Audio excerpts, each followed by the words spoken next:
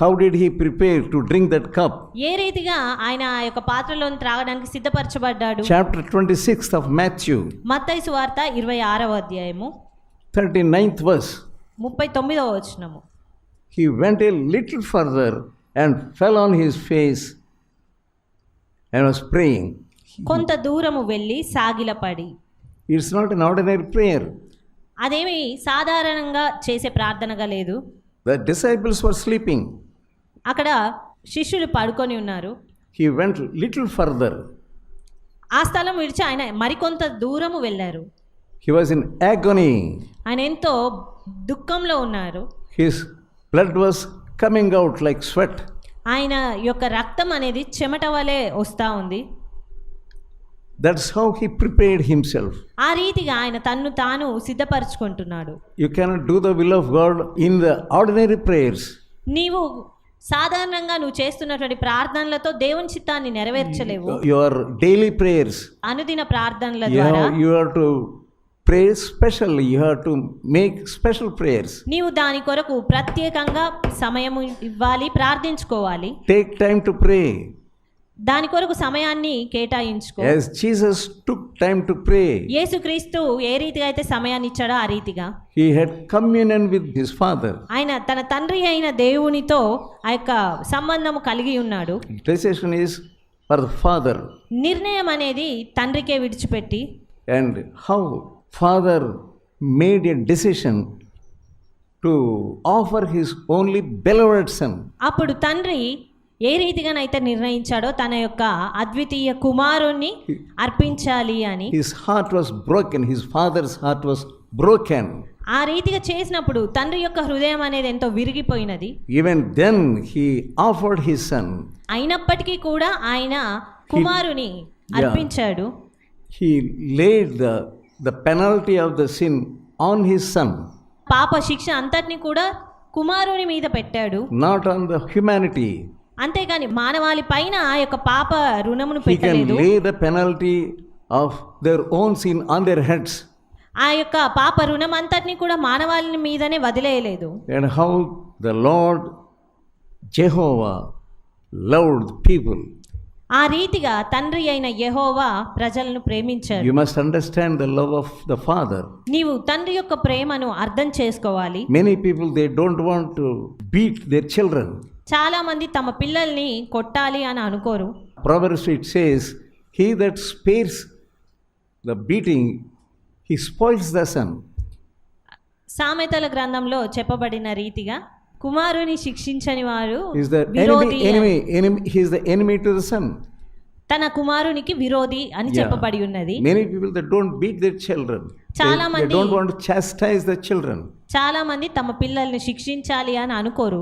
And they don't want others to chastise their children. ఇతరులు కూడా తమ పిల్లల్ని ఎంత మాత్రం శిక్షించాలని కోరరు. Nobody should touch their children. ఎవ్వరు కూడా తమ పిల్లల్ని ముట్టవద్దు. They always want their children to be loved by others. అన్ని వేళలా తమ పిల్లలు ఇతరుల చేత ప్రేమించబడాలి అని మాత్రమే కోరుతారు. If somebody is not loving their child, ఎవరైనా తమ పిల్లల్ని ప్రేమించలేదనుకోండి, they have a bad mentality.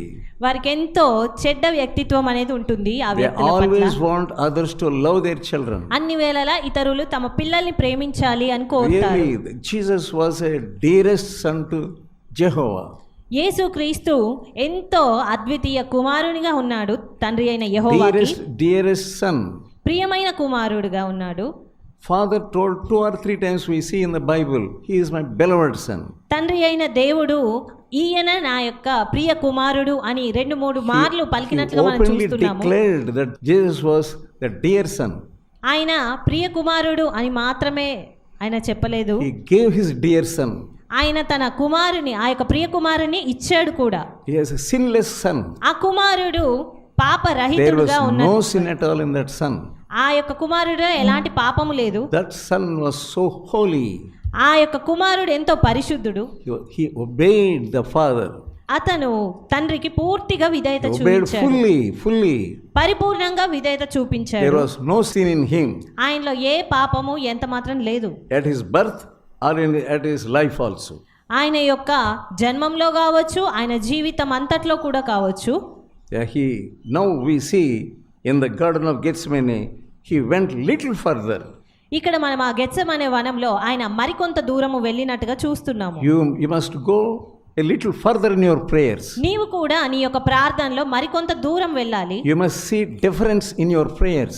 నీవు నీ యొక్క ప్రార్థనలో ఆ యొక్క కొంత తేడానైనా కానీ నువ్వు చూడాలి. You are praying 1 hour. నీవు 1 గంట ప్రార్థిస్తున్నావు, That's not enough. అది సరిపోదు.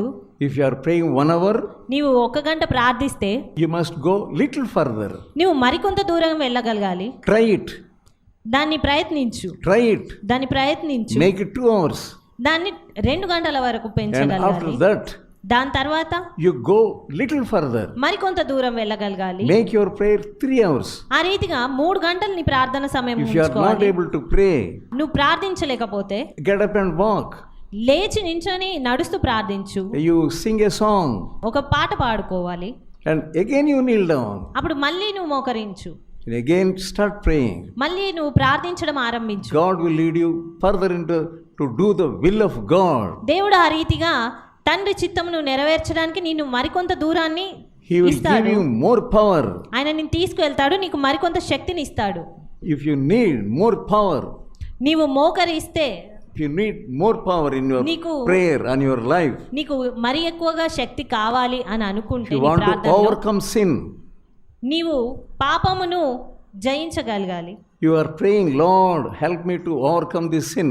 నువ్వు ప్రార్థిస్తున్నావు, దేవా ఈ పాపాన్ని నేను జయించడానికి సహాయం But చేయండి you are అని. not going further. కానీ నువ్వు ఇంకా కొంత దూరం వెళ్ళడం లేదు. Jesus went little further. యేసుక్రీస్తు మరికొంత దూరం వెళ్ళారు. And Matthew 26 chapter and 42. మత్తయి సువార్త 26వ అధ్యాయము 42వ వచనము. మరలా 2వ మారు వెళ్ళి, He went again second time. మరొకసారి ఆ 2వ మారు కూడా ఆయన వెళ్ళారు. Yeah, that is the mystery, how he overcame the temptation. ఆ శోధనను జయించడానికి ఉన్నటువంటి రహస్యం అనేది ఇదే. He didn't want to bypass the will of God. ఆయన దేవుని చిత్తాన్ని వదిలివేయాలి లేదా చెయ్యొద్దు అని అనుకోలేదు. He didn't want to bypass the way of cross. ఆయన సిలువ యొక్క ఆ యొక్క శ్రమను వద్దనుకొని వెళ్ళలేదు. You don't want to become a slave to sin, నీవు పాపమునకు బానిసవుగా ఉండాలనుకోవడం లేదు. but you are not going little further. కానీ నీవు మరికొంత దూరం అనేది వెళ్ళడం లేదు. That is why again and again the same sin, you are falling into the same sin. అందువలననే నీవు మళ్ళీ అదే పాపమును నువ్వు వెంబడిస్తూ ఉన్నావు. He wanted to finish up the plan of God. ఆయన తండ్రి యొక్క చిత్తం అంతటిని నెరవేర్చాలనుకున్నాడు. Before finishing of the Father's will, తండ్రి చిత్తం అంతటిని నెరవేర్చడానికి ముందు the devil may come and tempt him. సాతాను వచ్చి ఆయనను శోధించవచ్చు. The devil did the same thing with the 3 disciples. సాతాను అదే రీతిగా వచ్చి ఆ 3 శిష్యులని శోధిస్తా ఉన్నాడు. What did the devil do? సాతాను ఏం చేస్తున్నాడు? He made them to sleep.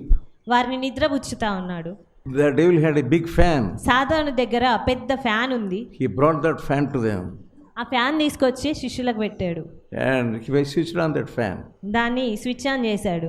They were thinking, nice breeze in this garden.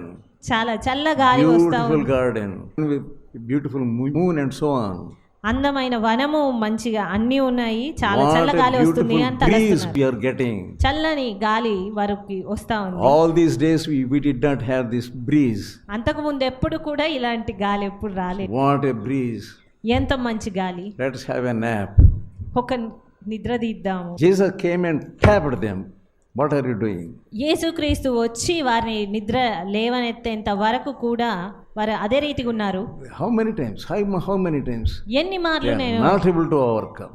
ఎన్ని మార్లు చెప్పినా వారు దాన్ని జయించలేకపోతున్నారు. They are not able to stand up. వారు లేచి నించోలేకపోతున్నారు. Even if Jesus wants to get them up, యేసుక్రీస్తు వారిని లేపాలి అని చూసినా they కూడా are again falling down. మళ్ళీ వాళ్ళు పడిపోతున్నారు. And Jesus told them, అప్పుడు యేసుక్రీస్తు వారితో చెప్పారు, if you don't want to enter the temptation, శోధనలో ప్రవేశించొద్దు అని అనుకుంటే pray and pray and pray. ప్రార్థన చెయ్యండి అని. They did not obey. అయినప్పటికీ వారు విధేయత చూపించలేదు. That is the state of your spiritual life. అది నీ యొక్క ఆత్మీయ స్థితి యొక్క పరిస్థితి. You are not able to look at the fan that devil brought to you. నీవు సాతాను నీ యొద్దకు తెచ్చి పెడుతున్న ఫ్యాన్ ని నువ్వు చూసుకోవడం లేదు. It's a magical fan. అది ఒక magical fan. You are not able to look at it. You are always saying, what a breeze, what a breeze. నీవు దాన్ని చూడక Lord, అన్ని వేళలా thank you for this air, thank you for this breeze, thank you for everything. You are giving everything to me. నీవు దాన్ని ఎంత మాత్రం గమనించక ఆ యొక్క చల్లగాలిని బట్టి దేవ వందనాలు You ఇన్నావు are అని అనుకుంటున్నావు. surrounded by the positive circumstances. నీవు ఆ యొక్క పరిస్థితులు ఆ అన్నింటితో నువ్వు చుట్టబడి ఉంటున్నావు. Luke 21st chapter, లూకా సువార్త 21వ అధ్యాయము 34th verse. 34వ వచనము.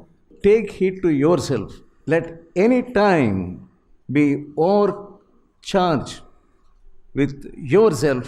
మీ హృదయములు ఒకవేళ తిండి వలనను మత్తు వలనను ఐహిక విచారముల వలనను మందముగా ఉన్నందున ఆ దినము అకస్మాత్తుగా మీ మీదికి ఉరి వచ్చినట్టు That day రాకుండా will come like a snare.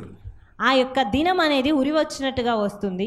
You do not know when that day will come. నీకు తెలియదు ఆ దినం ఎప్పుడు వస్తుంది అని. When that time will come, అప్పుడు అకస్మాత్తుగా సమయం అనేది ఉంటుంది.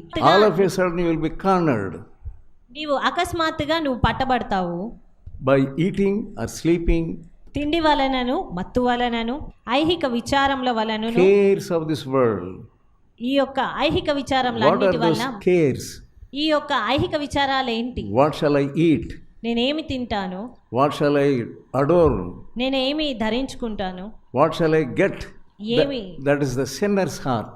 ఏమి సంపాదించుకోవాలి, What ఈ shall I విషయాలన్నీ get? What shall I తలంచడం. get? What shall I get? What shall I get? నేనేం పొందుకుంటాను, ఏం సంపాదిస్తాను అని అనుకోవడం. If God takes away yourself from you, దేవుడు నీలో నుండి నీ స్వార్థాన్ని తీసివేస్తాడు. if God takes away yourself from you, నీలో నుండి ఆ స్వార్థాన్ని తీసివేసినప్పుడు you will say, what shall I give? What can I do? అప్పుడు నీవు అంటావు నేనేమి ఇవ్వాలి, ఏం చెయ్యాలి అని. How to be prepared for the cross. ఏ రీతిగా ఆ యొక్క సిలువ కొరకు నేను సిద్ధపడాలి అని. Look at the way how he prepared to go to the cross. యేసుక్రీస్తు ఏ రీతిగానైతే సిలువ యొద్దకు వెళ్ళడానికి సిద్ధపడి ఉన్నాడో